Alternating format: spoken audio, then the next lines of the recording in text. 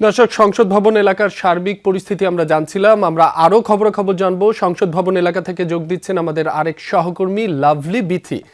বিথি, নবনির্বাচিত সংসদ সদস্যদের শপথ অনুষ্ঠান তো কিছুক্ষণ পরেই হবার কথা রয়েছে। বর্তমানে ও আয়োজনের সার্বিক প্রস্তুতি কেমন দেখছেন, বিস্তারিত জানাবেন। রাব্বি, আয়োজন তো সম্পূর্ণভাবে একদম পুরো প্রস্তুত আসলে আমরা বলবো। সংসদ ভবন, সচিবালয়, তারপর এখানে এমপি যারা আসছেন তারাও বেশ উচ্ছ্বসিত। কথা বলছিলাম যে 17 বছর পর সংসদে যাচ্ছেন, কেমন লাগছে।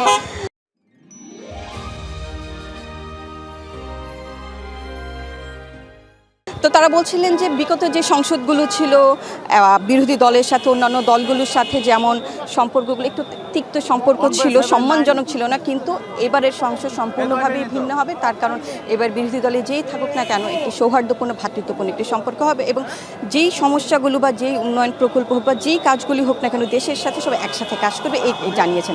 তরুণ প্রতিনিধি এবং প্রবীণের মিশেলে একটি সংসদ আমরা দেখতে পাচ্ছি।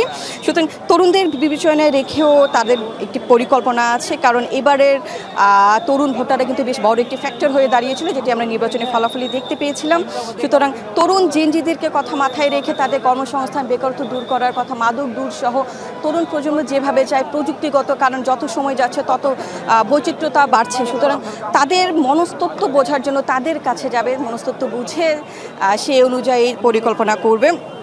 এছাড়া বলছেন যে দীর্ঘ 17 বছরের মধ্যে যে দুর্নীতি ছিল, অর্থনৈতিক যে ধস ছিল, রাজনৈতিক ক্ষেত্রে যে অমিল ছিল, ভিন্ন মত ছিল, কোনো রকম সম্মান ছিল না, একজন আরেকজনের সাথে মুখ দেখাদেখি পর্যন্ত ছিল না, সেই যে সংস্কৃতি ছিল সেই সংস্কৃতিটা পরিবর্তন করতে হবে। অর্থনৈতিককে গুরুত্ব দিয়ে সেই চ্যালেঞ্জটা মোকাবেলা করাটা, কারণ যে ধস নিয়ে হচ্ছে সেই ধসটাকে আসলে পার হওয়াটা একটু কঠিন হবে, কিন্তু তারা পারবেন সেটি কিন্তু বলছেন। এর বাইরে প্রস্তুতির কথা যদি বলি সংসদ সদস্য হিসেবে তো শপথ নেবেনই, সেই সাথে সংস্কার পরিষদের সদস্য হিসেবে শপথ নেবেন কিনা জিজ্ঞেস করেছিলাম দায়িত্বশীল একজন নেতাকে। তিনি জানিয়েছিলেন সংস্কার পরিষদের সদস্য হিসেবে তারা শপথ নিতে যাচ্ছেন।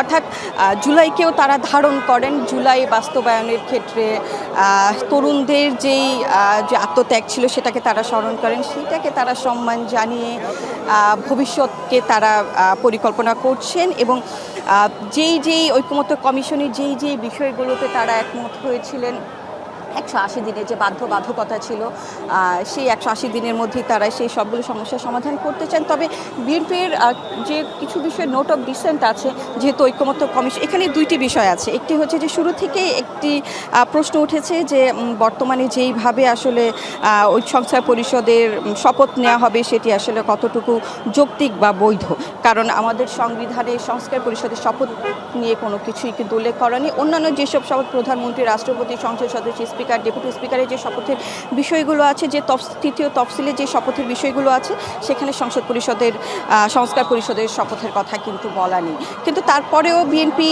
এই সংস্কার পরিষদ সদস্য গঠন করবে সেটার সাথে কিন্তু শুরুতে একমত ছিল না, কিন্তু শেষ পর্যন্ত যেহেতু বললাম যে তরুণদেরকে তারা গুরুত্ব দিচ্ছে, তরুণদের যে আত্মত্যাগ, শুধু তরুণ কেন বলবো, জুলাইতে তো তরুণ, বয়স্ক এমনও কিন্তু আমরা দেখেছি। সুতরাং সেই আত্মত্যাগের কথা চিন্তা করে তারা আজকে শপথ গ্রহণ করবেন, এবং পরবর্তী সময়গুলোতে যেটা দেশের জন্য রাষ্ট্রের স্বার্থে কাজে লাগবে, এই দেশে মানুষের কল্যাণে কাজে লাগবে, সেইভাবেই তারা এগোবেন। তবে কিছু বিষয় ডিসেন্ট আছে, যেহেতু জুলাই সন বাস্তবায়ন আদেশে যেই একটি অংশে কিন্তু লেখা আছে যে সংখ্যাগরিষ্ঠ যে দল, অর্থাৎ যে দল বিজয়ী লাভ করবে সংখ্যাগরিষ্ঠ, অর্থাৎ বিএনপি, সুতরাং তারা তাদের ইশতেহারের মধ্যে জুলাই সনদ বাস্তবায়ন নিয়ে যে ম্যান্ডেট দিয়েছে, এবং সেই ম্যান্ডেট যদি জনগণ গ্রহণ করে, কারণ এটা আমরা বুঝতে পেরেছি সেই ম্যান্ডেট গ্রহণ করেছে কারণ 209টি আসনে বিএনপি বিজয় লাভ করেছে। সুতরাং সেই ক্ষেত্রে জুলাই সনদ বাস্তবায়ন আদেশের যে দলগুলো আছে সেই দলগুলোর ম্যান্ডেট ইশতেহারে যেহেতু জনগণ সায় দিয়েছে, আবার জুলাই বাস্তবায়ন অর্থাৎ গণভোটেও হ্যাঁ জয়যুক্ত হয়েছে, সুতরাং এই দুইটির সমন্বয় করে একটি সিদ্ধান্তে হয়তো আসবেন, এমনটা ওখানে লেখা আছে জুলাই সনদ বাস্তবায়ন আদেশ। এমনকি আলী রিয়াজও কিন্তু আমাদের জানিয়েছিলেন। অর্থাৎ কিছু বিষয় হয়তো একটু কারণ কিছু বিষয়ের দ্বিমত আছে জুলাই সনদ বাস্তবায়ন নিয়ে। যেমনটা আমরা যদি বলি যে একই ব্যক্তি দলীয় প্রধান এবং প্রধানমন্ত্রী থাকতে পারবেন কি না, কারণ হচ্ছে যে আজকে প্রধানমন্ত্রী ঘোষণা হয়ে যাবে, তার মানে এখানে একটি বিষয় আছে যে দলীয় প্রধানমন্ত্রী জুলাই সনদ শুরুতে ধাক্কা খাবেন কিনা, বা এই বিষয়টি বিএনপি কিভাবে মোকাবেলা করবে। কারণ যেই বিষয়গুলোতে দ্বিমত আছে, জামায়াত ইসলাম গত পরশু দিনই কিন্তু জামায়াত ইসলাম একটি প্রতিনিধি নির্বাচন কমিশনে গিয়েছিল, তখন আমরা কথা বলেছিলাম যে এই বিষয়গুলো নিয়ে। তারা বলেছিলেন জনগণের প্রত্যাশিত সংসদ, জনগণ যে প্রত্যাশা নিয়ে নির্বাচিত করেছে বিএনপিকে এবং সংসদ সদস্যদের, আমরা জনগণের প্রত্যাশা পূরণে কাজ করব ইনশাল্লাহ। কার্যকর হবে কিনা? আগের সংসদগুলো যেভাবে দেখেছি খুব একটা বেশি কার্যকর ছিল না, স্তুতি গাওয়া হতো। বিগত 3 সংসদ তো কোনো সংসদ ছিল না, অনির্বাচিত সংসদ, এটা হলো নির্বাচিত সংসদ, সেই হিসাবে এটার সাথে এটা অনেক পার্থক্য। ঠিক আছে। যিনি চেয়ারম্যান থাকবেন, তথ্য কমিশনের চেয়ারম্যান থাকবেন, এরকম 6টি বিষয়ে রাষ্ট্রপতির ক্ষমতা বাড়িয়ে রাষ্ট্রপতি তাদের সরাসরি নিয়োগ করতে পারবেন, যেটি আগে ছিল না। আগে ছিল প্রধানমন্ত্রী এবং প্রধান বিচারপতিকে হয়তো তিনি নিয়োগ করতে পারতেন। এছাড়া সাংবিধানিক যে প্রতিষ্ঠান আছে নির্বাচন কমিশন গঠন, সেটি অবশ্যই এক সময় গিয়ে বিএনপি একমত হয়েছিল এবং সেটি সংবিধানে অন্তর্ভুক্ত করার কথা, কিন্তু বাকি যেই সাংবিধানিক প্রতিষ্ঠানগুলো আছে, ন্যায়পাল, দুদক, APS, এগুলোর মতো যে স্থানীয়, তবে অন্যান্য যে সংসদ, বিগত যে 3টি সংসদ আমরা দেখেছিলাম, ওটাকে আসলে আমরা যদি বলি যে বাংলা ইয়েতে নিরামিষ সংসদ দেখেছিলাম। এইবারের সংসদটি বেশ হয়তো যৌক্তিক সমালোচনা থাকবে, তর্ক বিতর্ক থাকবে, কিন্তু রাজপথেও হয়তো আমরা দেখব। এখন সব কিছুই নির্ভর করছে আমাদের 17 বছর পর সরকার গঠন করতে যাওয়া যে জাতীয়তাবাদী দল বিএনপি এবং যিনি চেয়ারম্যান অর্থাৎ প্রধানমন্ত্রী হতে যাচ্ছেন, হয়তো আমরা বলতে পারি যেন তারেক রহমানের আই হ্যাভ আ প্ল্যান যেটা বলেছেন, সেই প্ল্যানে নিশ্চয়ই রাষ্ট্র যেন স্থিতিশীল থাকে, দেশ যেন স্থিতিশীল থাকে। 71-এর মুক্তিযুদ্ধের আকাঙ্ক্ষা, ওই আকাঙ্ক্ষা নিয়ে আমরা কাজ করবো ইনশাআল্লাহ।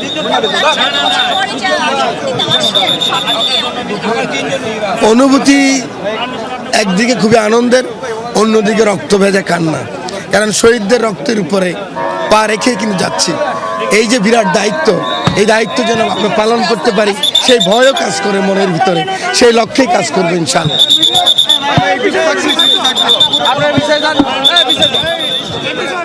যেতে থাকে তাহলে বলতে পারি যে সামনে রাজনৈতিক সংস্কৃতি, ইতিবাচক রাজনীতি হয়তো আমরা দেখতে পারবো। রাজনীতি মানে সেখানে তর্ক থাকবে, বিতর্ক থাকবে, ভিন্ন মত থাকবে, কিন্তু সেই ভিন্ন মতের মধ্যেও যে সৌন্দর্য থাকে, সেই সৌন্দর্যটা হবে, সেটা কিন্তু আমরা আশা করতে পারি। কারণ এখনকার যে তরুণ প্রতিনিধি যারা আছেন সংসদে, প্রবীণদের তো আসলে আমরা অনেক বছরের পর বছর দেখেছি, তাদের আদর্শ সম্পর্কে জানি, কিন্তু তরুণ যারা আছেন সংসদে এবার প্রথমবারের মতো আসছেন, তাদেরও নিশ্চয়ই কিছু পরিকল্পনা আছে। তাদের সাথেও কথা বলছিলেন যে এই যে জেনজি প্রজন্ম বা তরুণ প্রজন্ম, তাদেরকে তারা গুরুত্ব দিচ্ছেন, তার কারণ ওদের তরুণ বলি বা এই দেশের মূল সমস্যা যেটি, সেই সমস্যাগুলো চিহ্নিত করবেন। প্রয়োজনে একটি তরুণদের সাথে সামাজিক কোনো অনুষ্ঠান তারা করবেন দফায় দফায়, শুধুমাত্র তাদের বক্তব্য জানার জন্য, এবং সে অনুযায়ী সংসদে উপস্থাপন করবেন, হয়তো সিদ্ধান্তও নেবেন।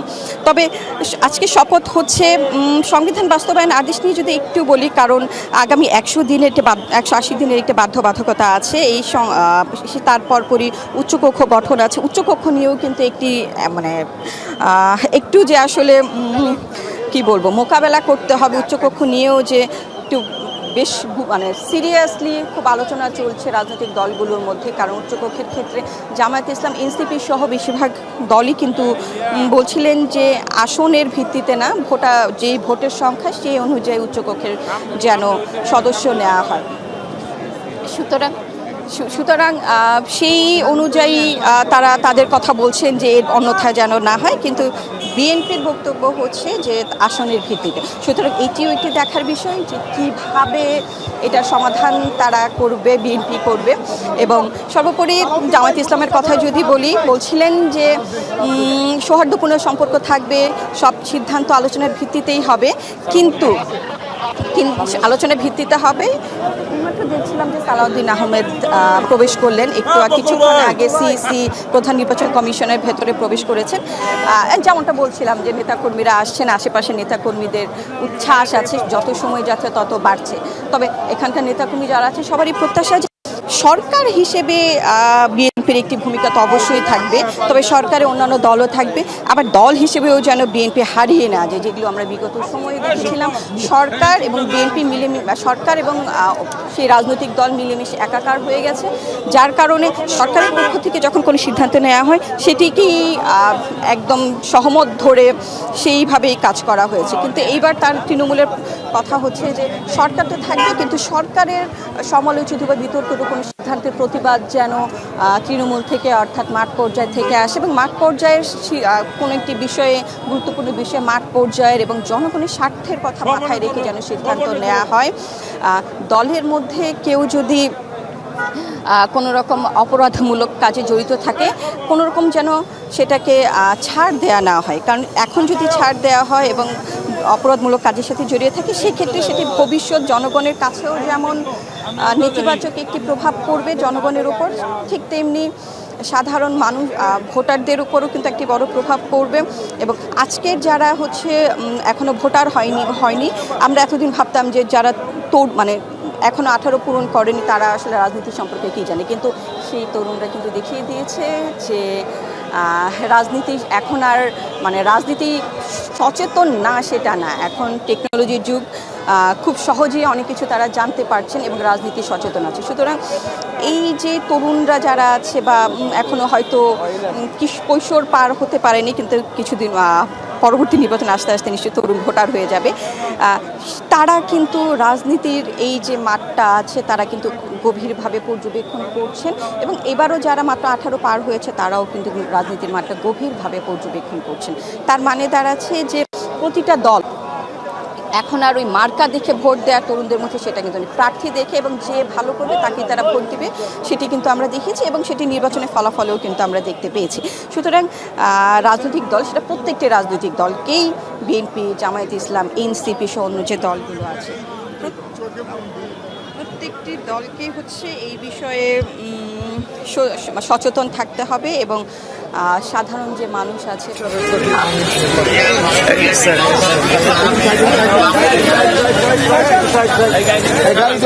যারা প্রত্যাশা করছেন এই যে সংসদ গঠিত হচ্ছে, সেই সংসদ তাদের জন্য কাজ করবে এবং কাদা ছোড়াছুড়ি রাজনীতি তারা দেখবেন না। তাদের যে মূল সমস্যাগুলো আছে, নিরাপত্তা, দ্রব্যমূল্য ঊর্ধ্বগতি, বৈষম্য, এই সব কিছু দূর হয়ে যাবে এমনটাই কিন্তু তারা প্রত্যাশা করছেন। রাব্বি, বিথি, আপনাকে ধন্যবাদ।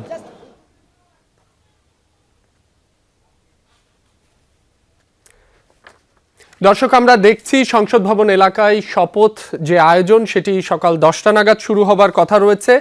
সেখানকার সার্বিক পরিস্থিতি জানাচ্ছেন আমাদের সহকর্মীরা, সেখানে সকাল থেকেই সহকর্মীরা উপস্থিত রয়েছেন। সকাল 10টায় এই শপথ পাঠ করাবেন প্রধান নির্বাচন কমিশনার এএমএম নাসির উদ্দিন। এরই মধ্যে সংসদ ভবনে প্রবেশ করতে শুরু করেছেন নবনির্বাচিত এমপিরা। কয়েকটি ধাপে তাদের শপথ পড়ানো হবে। বিএনপি জোট থেকে নির্বাচিত 212 জন জনপ্রতিনিধি। একজন সংসদ সদস্য আজিজুল বারী হেলাল, যিনি মোটর সাইকেলে করে এসেছেন, আসছেন এই যে এখন উনি অবশ্যই হেঁটে হেঁটে যাচ্ছেন, আমরা দেখতে পাচ্ছি। তারা আসলে একটি বার্তা দিতে চান এদেশের জনগণকে, তরুণ ভোটারদের, যে তারা আসলে সুস্থ রাজনীতি করতে চান, রাজনীতির যে মাঠটা আছে সেটা পরিবর্তন করতে চান এবং সেটা শুরু আজকে থেকে। এবং তারেক রহমান যে বলেছেন আই হ্যাভ আ প্ল্যান, সাধারণ মানুষের মধ্যে সেই আই হ্যাভ আ প্ল্যান সেটা যে খুব জোরে সোরে কাজ করেছে, সেটা আমরা এবারে যে নির্বাচন হয়েছে সেটাই কিন্তু আমরা দেখতে পেয়েছি, যে ভূমি ধস বিজয় বলি, 2/3 বিজয় বলি। তবে এটাও ঠিক যে জুলাই সনদ বাস্তবায়ন আদেশে পুরো 9 মাস তো আমরা দেখলাম যে আলোচনা, তর্ক বিতর্কের পরে একটি পর্যায়ে আসলো, কিন্তু কিছু কিছু বিষয় যেমন নোট অফ ডিসেন্টের জায়গাগুলো সেগুলোর সমাধান হয়নি। তার মানে আগামী সংসদ যে এটা নিয়ে একটু উত্তপ্ত হবে এবং রাজপথ যে একটু উত্তপ্ত হবে সেটা একটু ধারণা কিন্তু আমরা করতে পারছি। তার কারণ হচ্ছে যে জুলাই সনদ বাস্তবায়ন আদেশের যারা সংস্কার ঐকমত্য কমিশন ছিল, এর আগে যে সংস্কার কমিশনগুলো গঠন করা হয়েছে, নির্বাচন সংস্কার কমিশন, সংবিধান সংস্কার কমিশন, প্রত্যেকটি ক্ষেত্রেই কিন্তু সংস্কার কমিশন প্রধান যারা আছে, এমনকি অন্তর্বর্তীকালীন সরকার যিনি আছেন, বলছিলেন যে নতুন করে যেন কেউ ফ্যাসিস্ট হয়ে দাঁড়াতে না পারে, অর্থাৎ ফ্যাসিজমকে রুখে দেওয়ার জন্যই এই সংস্কার পরিষদ গঠন করা হয়েছে।